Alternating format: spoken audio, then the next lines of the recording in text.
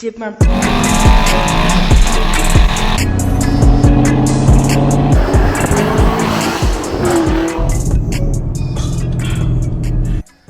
up guys, thanks for tuning in on today's video. I'm Gabe and today we're going to be talking about this Camaro LT1. However, if you guys are looking for a more in-depth, comprehensive review of the performance characteristics, exterior, interior, and how this car drives on the road, I strongly suggest you pause this video, check the link in the description below or the card above for my in-depth review of this Camaro LT1. As today's video is going to focus more on the owner's perspective and rationale and reasoning as to why he decided to buy this Camaro LT1. Now, the owner of this car has had an extensive amount of experience with different cars throughout his life, dating back to his teen years. I figured, well, why not introduce the owner of this car, get his thoughts on why he decided to purchase this car, especially when you have very good competitors to the Camaro LT1. So without further ado, let's go pick him up before he starts getting worried.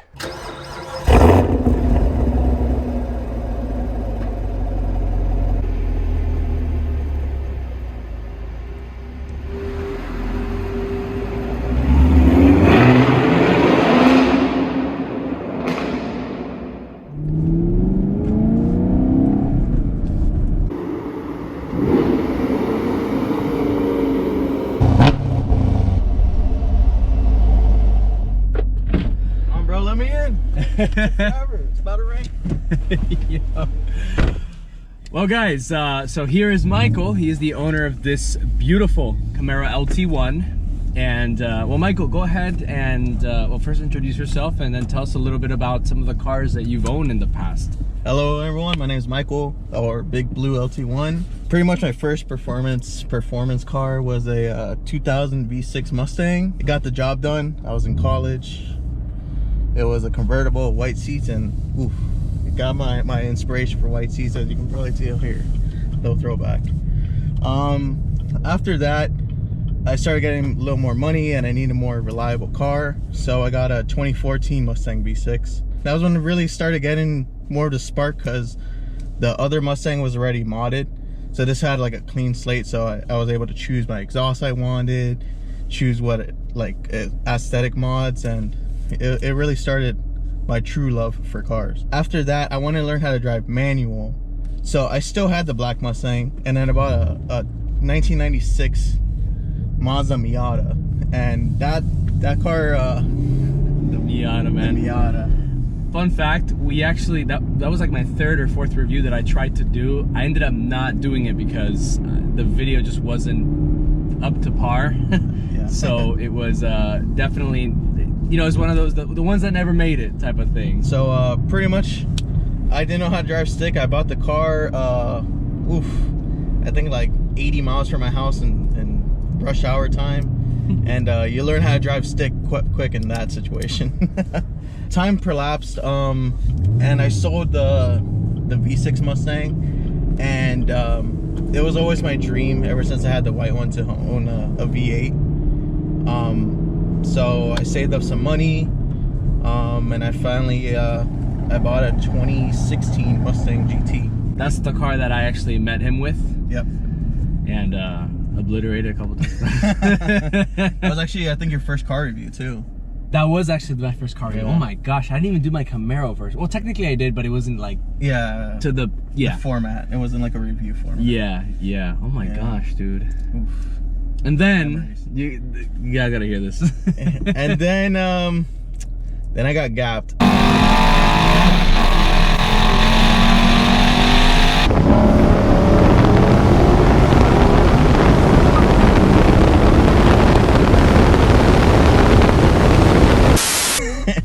A lot. I had some really tuner style wheels that like really weighed me down. Pretty much to get back to like performance, I had to do like full bolt-ons, and it still was never really as quick as the stock wheels, because they were heavy.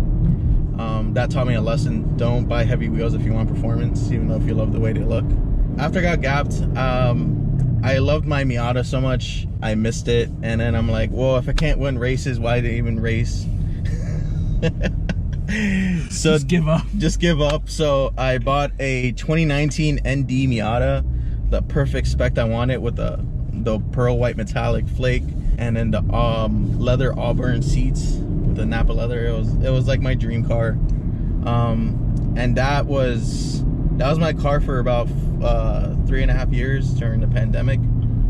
So unfortunately, I was working from home, so I didn't get to drive it too much as much as I wanted.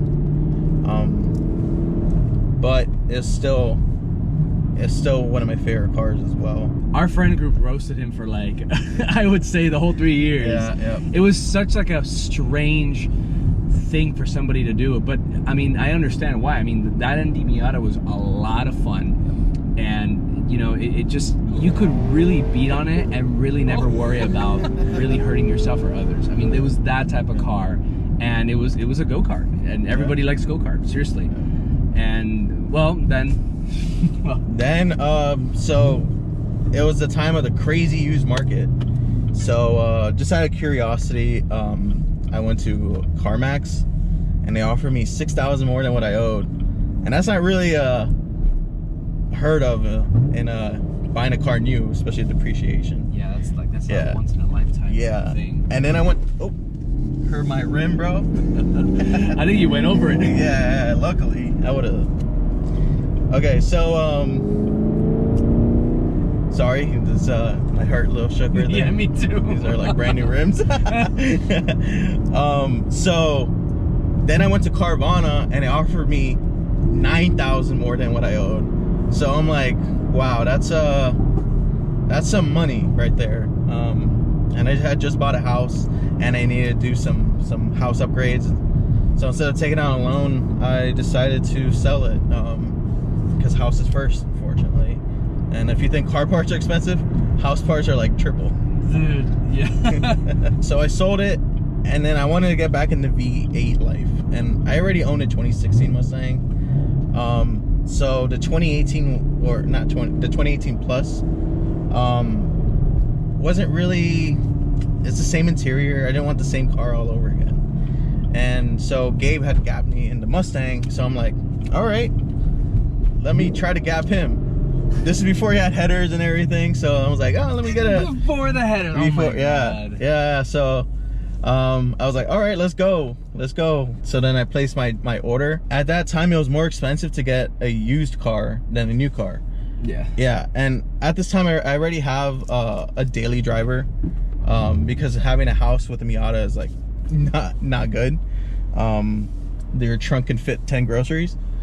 So I got a 2019 Mazda 3 and a Super Steel before the cars went up, so I'm actually still positive on that car.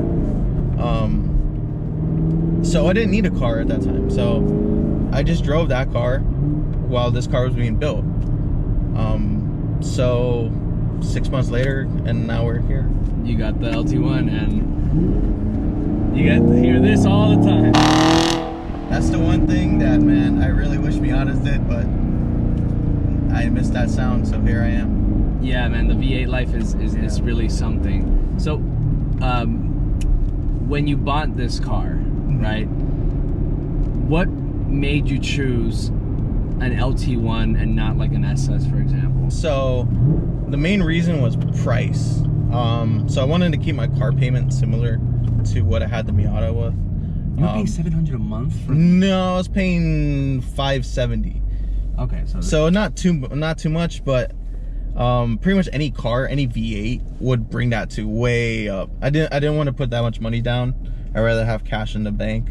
Mostly price, but then I was looking at a 1S with MagnaRide. I wanted more of a suspension upgrade, but then it didn't have the Bose sound system, which I do enjoy my sound. I'm a bit of an audiophile, but now thinking about it, regretting the Bose isn't that great in this car compared to like other Bose sound systems. Like the Bose in Mazdas is fantastic. This was about also right there too. Yeah, it had it in the speakers in the back. Pretty awesome. I think that was a really cool feature about the Miata. Yeah, and in my Mazda 3, my Bose sound system is fantastic as well. This one's about average. So that's one thing too. One thing I know that I was gonna do is change the rims, because that's the first thing I do with the car. And for the LT1, I think it's like literally one of the best mods you can do. Not even so much the rim, it's more the tires, because these you need meat on these cars. Yeah.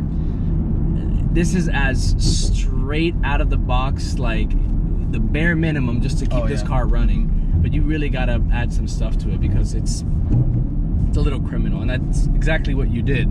Yeah. So right now that you've owned the car for about 6 months now, right? Yeah, around there. Yeah. Has it met your expectations? Like everything, like when you bought the car, you said, you know, I expected it gonna be like, did it meet it or did it exceed it? So in the handling department, I feel like it exceeded what I thought it was gonna be. So it's not a Miata, but it does feel tighter than my Mustang suspension. It feels more stable and planted. So the body roll will be about the same, but when you're going down a turn, like it doesn't feel like the rear end is always slipping out as much as the Mustang. And then, you know, they're well known for that. Yeah. Yeah.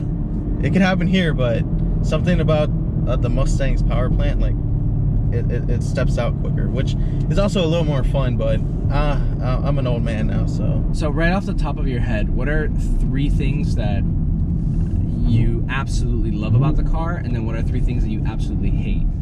So one thing I absolutely love, it's the reason why I bought it, is the sound. Just having that V8 behind you and this factory sound. So like, let's say I move somewhere that has restrictions, they can't bust me for that. I haven't touched anything, and it's so loud for factory. It's like, people ask me what exhaust you have. I'm like, oh, it's stock. It's just the MPP, and they're blown away. Yeah, that MPP exhaust is must have. Yes. Must have mod. I think you only went with the tech package and the MPP exhaust. That's it. That's pretty much your main focus. I got the little RGB lights on the side. Wait, I gotta do a little.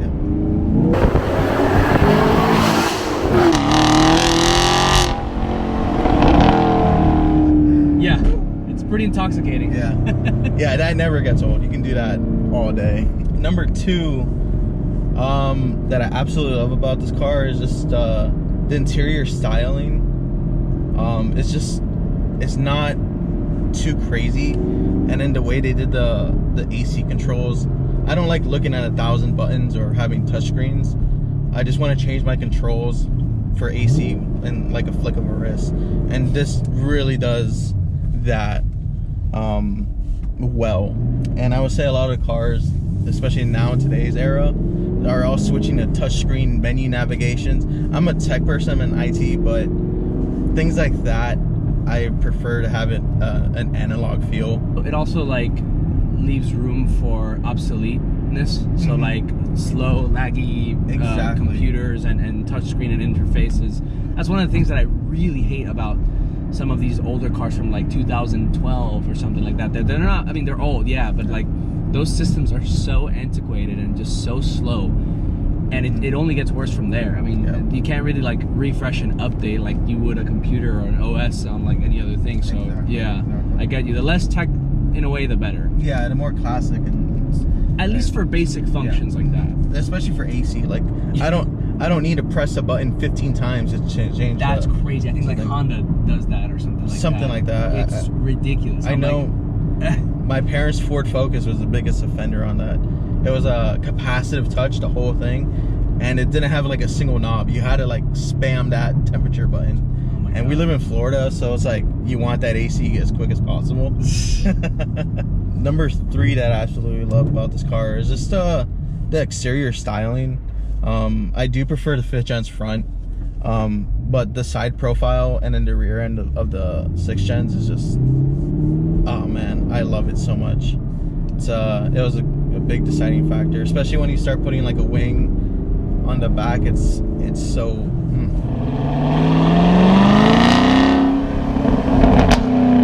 All right, so how about the things that you hate? So the first thing I really hate is that electronic parking brake. Come on, Chevy, just give me that little satisfaction. Like, man, oh, it's so frustrating because you get in the car and it's like you get used to it eventually, but when you first get it, you have to press the stupid button, and then you gotta lift the thing. It's just it doesn't feel right, especially in a manual car. Automatic, okay, I understand, but man, it's never like getting home after a long day. You put the car in neutral, you rip that e-brake. Man, call it a day. Yeah, call it a day. Now you gotta, you hear a little thing in the back, and it's so annoying too, just because sometimes when you're just chilling, you turn it on, and when it's time to go, you gotta press that button, you gotta wait for it, and then sometimes you don't. It'll go off by itself, but then you get like this weird clutch shudder because it's like fighting the e-brake. But yeah, pretty annoying. Number 2 is space for your phone. So I have a Z Fold. When it's folded, it's not big, but it's very long. It does not fit in the cubby that Chevy put in the back, and it fits in the cup holder. But man, when I have a cup or something in the cup holder, it's like that's my phone spot. So I got to choose between a phone spot or a cup. When you put it in the door pocket, it's slides out, and Chevy with their infinite wisdom put the door card like way towards your butt, so you're getting a call or something, you're not going to be able to reach it. Luckily Android Auto is there to save you, or CarPlay, do most things, but sometimes you just need to grab your phone real quick, and it's quite a hassle. And the final thing I hate about this is the location of the AC vents. So yes, it looks great using it as a dial, but in South Florida, you really want the AC directly on your face, and down there it gets like hit with your body. Your hand covers it if you're shifting, or in the steering wheel the other side. It just doesn't hit your face right. You want the AC to slap you in the face, not like exactly. I want a full-on slap, bro. Full-on slap. It's a little wimpy. But I like how you said that it's really like a stretch for you to really say things that you hate, because I mean, how could you?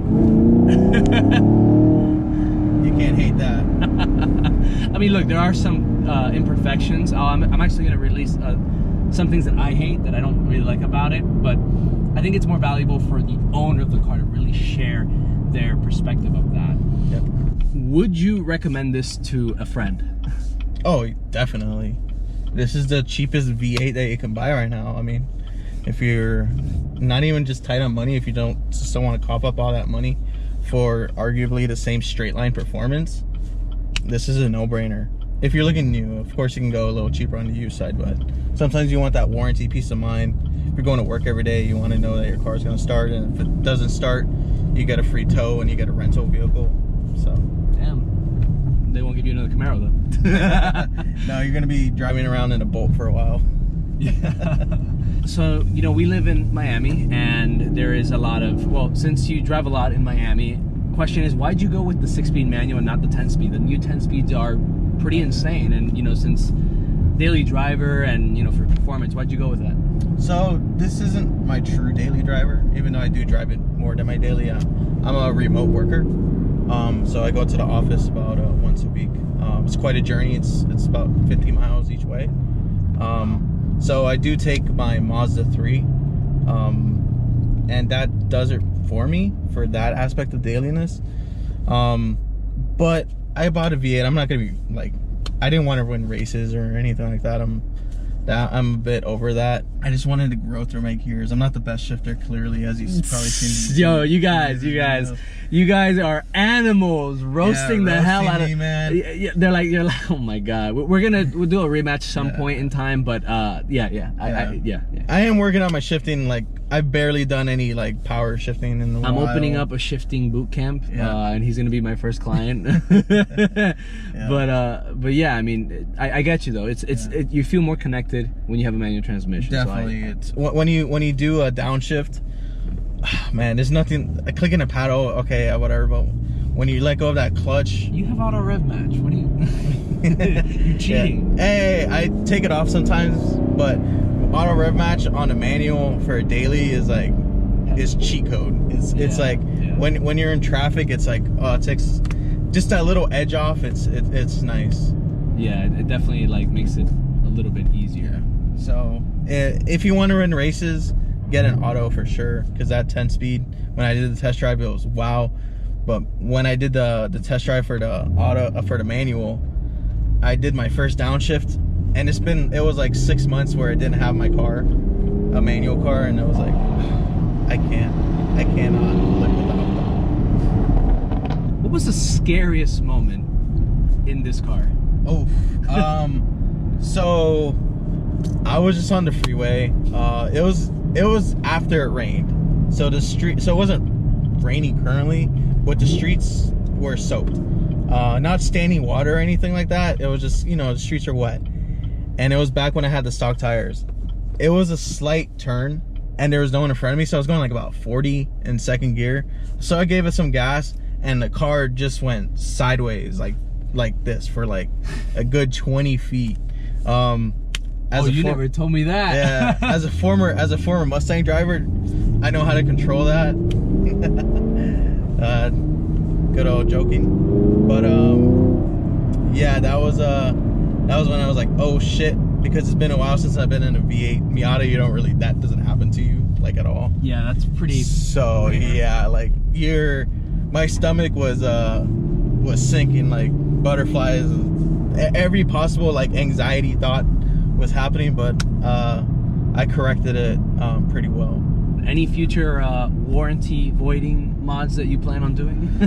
So I have plans to move out of Florida, and I don't know where I'm going to be moving to soon. Not soon, but enough where I'll probably still have this car, and I don't want to go through that whole vehicle inspection, fix-it ticket situation that other states have. New York is definitely yeah, one of those, and California. I don't see you as a Cali. No, not Cali. Maybe New York, upstate. I want to go some farmlands. So I got to see where I'm gonna be like planning on moving. Going on a road trip, maybe in this car, just see some roads and see where I'm gonna move to in the U.S. But not really too much. I mean, like I said, when I bought this car, I just wanted a V8 sound. MPP does that for me. Sometimes you'll have I want a little lower. When you're not in the rev range, a little gurgle that you really only get from like a true exhaust. But is it worth it for me? Not really. MPP, like I said, does the job. Okay, cool. Yeah, because I see you started doing a lot of exterior modifications. I think, exterior, you're probably going to do a little bit more, like complete the side skirts, the lid. Yeah, I'm going to do the body kit, I guess you can say. But yeah, mostly just exterior, nothing warranty voiding or anything on the illegal side of things. What do you mean, bro? Perfectly legal. Not kosher, but legal. Don't take out your cats, guys. So, last thing, what do you recommend to people that are looking to buy a Camaro LT1? Like, what's something that you gotta, like a word of advice, or something that maybe a lot of people don't hear about, or? Get the MPP exhaust. If you get an LT1, the technology package. Wait, this is why.